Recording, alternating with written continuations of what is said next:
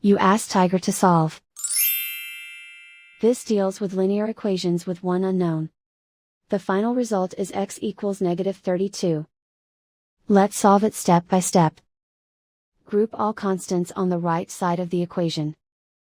Subtract 11 from both sides.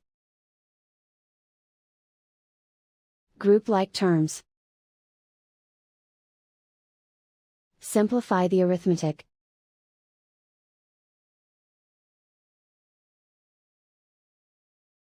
Convert the x into a positive number. Multiply both sides by -1. Remove the ones. Simplify the arithmetic.